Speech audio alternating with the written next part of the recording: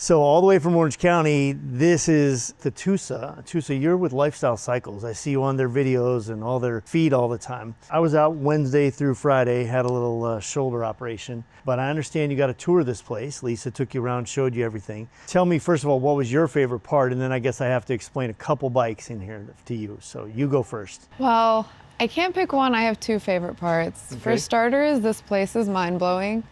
All of the builds you have going on, not one, not two, but every corner of the shop. Because when you pulled up, you saw a gravel parking lot and a big gray building. Yes. It looks super boring. Looks like it's going to be just full of boxes. I imagine I'm gonna walk into just piles and piles of just windshields. That's it, just windshields everywhere I look. And we do have that building here. You do, but that's Not not even this the one. building I saw. Okay. This is completely separate, but it's insane. It's amazing the builds you guys do and all the other amazing stuff you guys carry. But what stood out to me most was your team dynamic. Yeah. You guys are not just coworkers, you're like a family, and I feel like that goes so much further. And it's not just that, but everyone here is educated on everything going on. Yeah. As someone here said to me, you don't have any unicorns that can only do one thing. You're a family, you teach each other everything. And I feel like that goes very far with customers too. It helps you with customer service. Thanks for the compliment. We'll take that every time. We'll take that every time. I know you didn't just come here to visit Clockworks. You do have a little interest in the guy behind the camera, so we'll give him a little bit of credit for bringing you I to don't know South what Dakota you're talking about. when it's snowing out. On this side of the room, Shelton and Danny and Ryan and Chris and everybody else has been working on that S&S build, right? The whole time you were here, I'm sure they were hauling ass trying to get that thing done just so he could spend some time, right? And I was fortunate enough to be asked to be part of S&S's 50th. This was their logo. This is all the guys who were in it had signed these, and a friend of mine made these. This is all the bikes. So there's our bike. Orange County Choppers was right there. This is Hot Doc from Japan. This was the bike that we, all the builders, voted on as the winner. So out of all 50 of these bikes, we all had to pick our favorite, and this was our favorite. I was honored to be a part of this whole thing, but I really didn't have the financial budget to jump into this thing because keep in mind, 06, we did the biker build off. 07, the windshield came out. I was going to the bank every 6 months trying to get more money because we couldn't keep up with making those windshields. You can't have $300,000 of inventory when you didn't have a pot to piss in when you started. Right. So I'm like, what are we gonna do? Like, yeah, they're giving us a good deal on this motor, which was an X-Wedge motor, but how are we gonna build this thing? I had a guy who stuck me with this frame, a customer. Another guy stuck me with the wheels. A company offered to let me use this new front end, and so we were doing that. This is a fairing off of an old Buell XP9. This is just an old Sportster gas tank, so we could use the fuel injection. And we played hell getting that X-Wedge motor in there and doing all the things, trying to make it all work. But we laughed and we called this build Swap Meet Louie because that's what my brother nicknamed me from the Sir Mix-a-Lot song. He even had sent me the album I used to have hanging in my office here because he's like, you keep everything, right? Well, we were able to build this bike out of the everything that I had kind of kept, and so it worked out great for us.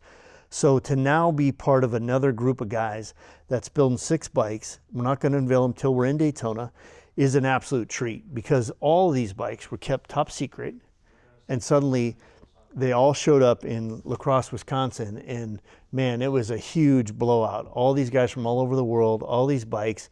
There's our connection to today's S&S, the one you got to see this weekend, and which one everybody will get to see a lot more of as it goes forward. So That's awesome. there you go. Now you have the inside scoop on 2 of the favorite sons here at Clockworks, if you will. Well, thank you for sharing that with problem. me. That's definitely one of the first bikes that caught my attention when I walked in. I got a challenge for you, and your hips are probably good enough for this, but go ahead and sit on it. I'm at the age of 58. I really can't even hardly bend that far anymore. I don't know how I rode it the first time. So go ahead and put your feet up on the pegs. Oh, this is more like Yeah. sport bike. Yeah. This is my Yeah, style. I figured you would like that. That's why I was like, when Carly thought, she loved it because she's so short and she fits right on it because you're sitting like this and you're all hunched over and, but we were trying to make it aggressive and, we kept the drop seat and the battery and the electronics underneath you there, but we had to make a chin spoiler / oil tank and, This might be the only bike in the showroom that I can actually ride. No, it'd be perfect. It'd be perfect. So That's well, awesome. thanks for visiting us. Thanks for coming by, and we appreciate you you know, taking a shot to visit Clockworks. Yeah. And so I want to let you guys know that we will be in Daytona. We're set up at Teddy Morse Harley-Davidson and Destination Daytona. We'll also be at S&S Cycles. So come visit us at either location. We'll have all the new windshields. You can test ride, you can do demos, all that kind of stuff. Maybe you want to check out the phone mount system. Before we finish all this, I want to take you in the back and have you take a look at the hacked bike. We are getting farther on that as well. So, and there's a little thing called the Evo Friends Throwdown. And so we did FXR Friends Throwdown, Chopper Friends Throwdown, and now this year was decided, last year was you could build anything you wanted, and we built that Indian Chief, the blue one, the Motley blue bike. And then this year it was Evo, so it had to be an Evo Evolution motor. So we ended up with this 1994 Dyna that Todd DeWitt, one of our engineers, sent me a link to at lunch one day and said, found this on Facebook, it's super cheap. I offered the guy the full price for it, didn't hear anything back. Everybody I know sent me that thing. And so we all thought it was a scam. It was just too cheap, right? Guy calls me in the morning. He said, you offered me full price. There's some guys offering $200 more, but I wanted to offer you the first chance. I said, I'll take it. I'll give you the $200 more. I'm happy to do that. I'll come to you. I went to him, picked up the bike, and it had fallen off a trailer. It was all dented. This tank was just demolished. And Rob Roll, who is Donnie Smith's metal guru, Rob did my first ever FXR, raked that frame, did all that stuff. And I said, I want this to look like Danny Gray's bike from the 90s that I remember. And so we did everything from the struts to the battery box to the stretch tank, right down to this goofy license plate frame, and even this tail light, which is a side marker light out of a 70, 80 Chevy van. And even the lip on the fender, that's what Danny had. So we goosenecked the frame, did all that stuff, and it's pretty exciting, but the doctor's saying that I probably won't be able to ride it in April. So we'll have to pick one of these other guys. So Ryan, Danny, or Shelton will have to take it on the tour. And that's just how it works. My wife, Vanessa's over looking at me going, what about me? Why can't I ride it? See? I vote Vanessa. I think she should ride it. Just saying. Just saying. Oh man, she must be taking you to lunch today or something, huh? So, and that thing just came out in our newsletter. This is called Kachow because our son, Cargo, absolutely loves Lightning McQueen, right? And when Lightning McQueen goes all through his iterations, all of a sudden he's there taking his photos and he's like, Kachow, Kachow. And so we were laughing. We're like, well, this will be our new Kachow. And then we ended up leaving it stock and just working on windshields as fast as we could for 2 straight years. And so now it's finally gets to, we brought home a car from Japan. We were at the Moon Eye show. A girl who's like part of our family, I haven't seen for 30 years, sent this little car home for a Cargo. And it's the Japanese version of the final Lightning McQueen, and it's red and gold, just like this. And so he thinks it's super cool. So we're like, okay, that settles it. We'll be able to make this happen. So the team built this bike in 23 hours and then took it to MVP. So JC from Rolling Art Customs sent the paint in. The Nest team just hauled the mail with all the gold treats, Bassani exhaust, put some Metzler tires on it, and we even put a fueling cam plate in it, the whole kit, everything. So it's really, truly a hot rod now, and all that happened in 23 hours. They're like, as long as we have it apart, and we're gonna be putting all the Bamco chrome hardware in, we should just put a cam in it too, you know, why not? Might as well. Yeah, so I'm lucky to work with a bunch of overachievers. So I think the thing we kept was the seat, and the Kraus handlebars were on there from the first round. That's about it, so. So I gotta ask you something. Uh-oh.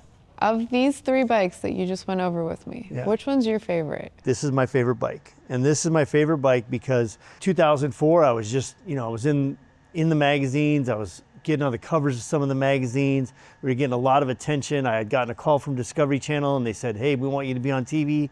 And I said, no. And the reason was we were in a 700 square foot single car garage right over here behind the hair salon. And ultimately, if they would have came in there, they couldn't even turn their cameras around. More importantly, it was 3 or 4 of us, and I was worried about, like, what if they only show you on camera, then the other guys get mad, and suddenly we break up the band. And I don't want that. Like, I love celebrating the podium with whoever's up there. That's the best part. And all of a sudden, a friend of mine from Caribbean Cycles calls, and Jose says, hey, how's your bobber coming? I said, my bobber for what? He goes, for Michael Lichter's exhibit at Sturgis. I go, I'm not building a bobber for that. I didn't even get asked.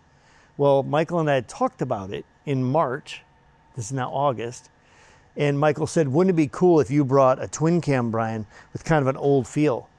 And I said, well, how am I going to make this bike look cool and compete with guys like Billy Lane, who is going to have original knucklehead, Willie G, who's going to have an original knucklehead, Indian Larry, who's going to have a knucklehead or a panhead. Like, I can't, you know. He goes, well, what would you do? I said, well, I'd probably cut down a Springer, and this is what I'd try to do.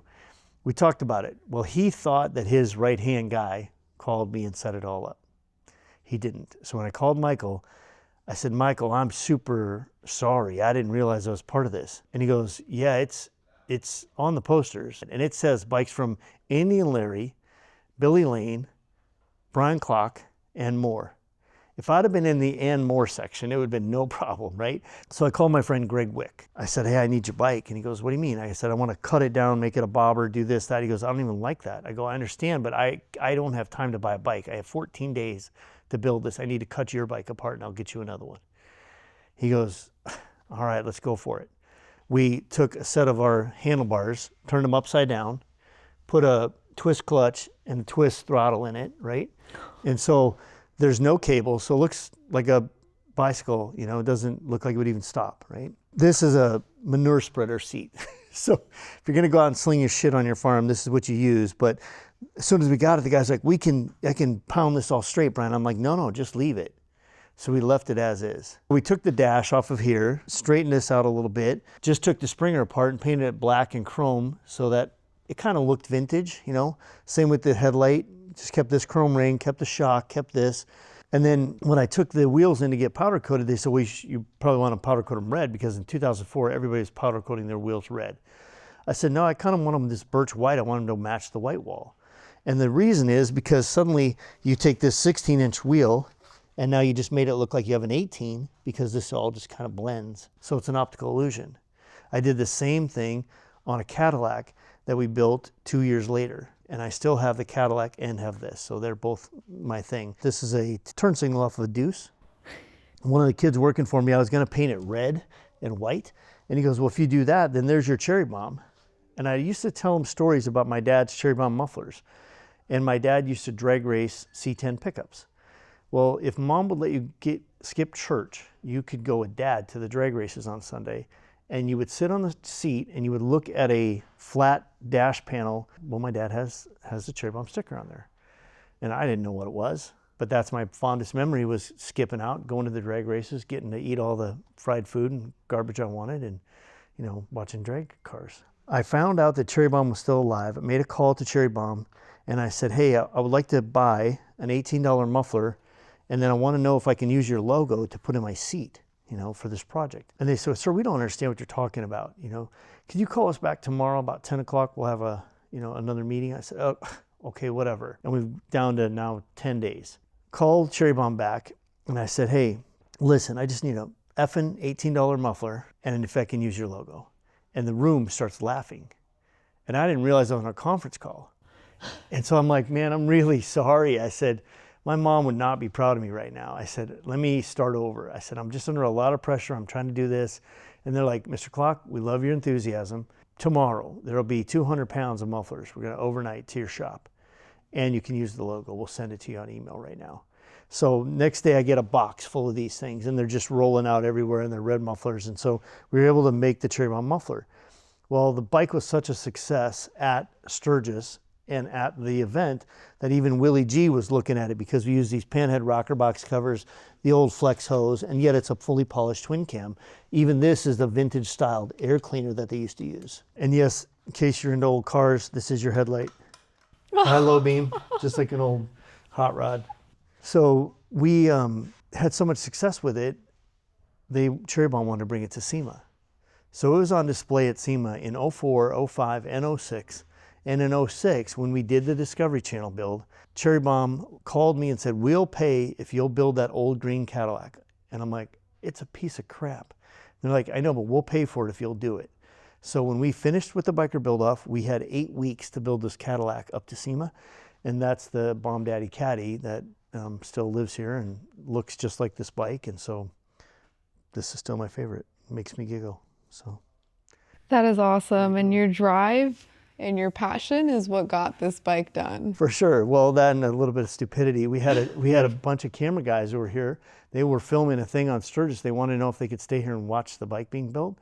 So a couple guys stayed behind, and literally I remember one guy passed out on the ramp to the dyno because he's like, I just don't understand how you're doing it. Like, how do you keep going? Like, you guys are nuts. Like, you've been working all day and then you try to work on this thing all night, and, you know, but we ended up getting it done, and we had the right people on the team, and everybody knocked it out. So, And I bet it was well worth it. yeah. So anyway, I'm a great buyer, terrible seller. Later on, Greg Wick, we agreed to just keep this bike as is, and then Greg eventually sold out his half to me, and I still build bikes for Greg all the time, and I'm very fortunate to have that friendship. So That's awesome. well, thanks for visiting us. Well, thank you for having Appreciate me, it. and thank you for explaining all these stories to me. They're definitely unique. No worries. Well, sorry I couldn't be of bigger help while you were here, but you know.